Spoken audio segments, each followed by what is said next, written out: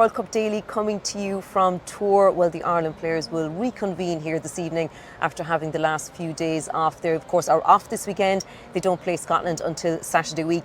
Cian, let's just look at the other games in Ireland's pool this weekend. So Scotland play Romania on Saturday and South Africa play Tonga on Sunday.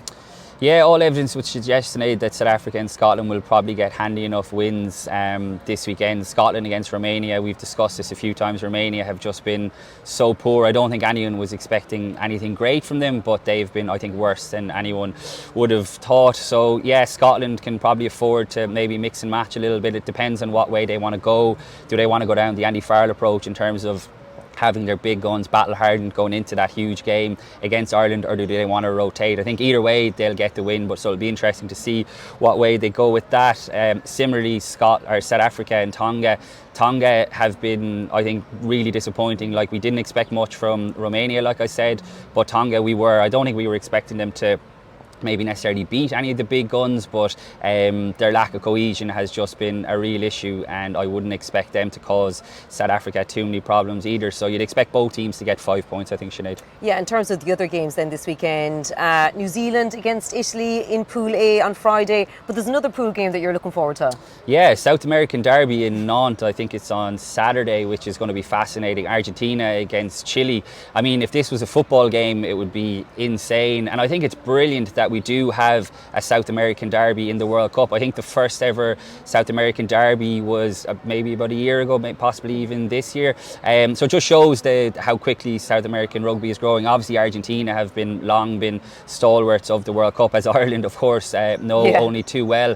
But Chile have been really exciting in the tournament, and I think the atmosphere there could be absolutely brilliant. I'm not sure how many Chilean fans have travelled, but the Argentina fans always travel in good numbers. There's plenty of expats probably based in Europe as well, so it could be fiery. I've seen the Argentina coach is saying that it's going to be rough, so I'm excited to see that. Speaking of fiery, there was the big debate in the paper this morning on independent.ie about Antoine Dupont, and you were arguing that if he is past fit, that he should be risked for the quarter-final and not wait for the semi-final. Yeah, I think so, and the key to that, and you just mentioned it, Sinead, is if he's past fit medically. I mean, it's a race against time, but I mean, the quarter-final that France are going to play possibly against South Africa is maybe going to be tougher than a potential semi-final. My argument is that if this is France's World Cup, then it's absolutely Antoine Dupont's World Cup. I mean, we've seen his face everywhere, Sinead, yeah. even on shopping bags since we've got here. I think if the medics say that, look, you're good to go, he possibly play with a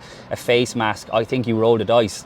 There's no second chances here. Dupont is young enough to feature certainly at the next World Cup, possibly in 2031 as well, but he is at the peak of his powers now. He's never going to be in this sort of condition. He's the best player in the world, possibly the best player ever, and just the lift I think that would give the nation, what it would give his teammates. So I think if he turns up and plays the quarter-final in a face mask, the French will probably end up selling French face masks, because it'll just become this iconic thing. It will add to the mystique of Antoine Dupont. So the key is, if he's medically past fit, I think it's worth rolling the dice. Well, later as well on the left wing, we've been going through your messages and your comments that you've been sending in to us on YouTube, on Spotify, on social media, about questions for us, and some that you didn't like either, Cian, that annoyed you. Yeah, I won't give away the game, but some of the questions, and the narratives that are already forming after the win over South Africa have irked me. But the questions have been great, haven't they? Great. And they get us, please keep them coming. They get us thinking about different things and different ways of the game. But so our audience certainly know the game. That's what I took away from the questions we got.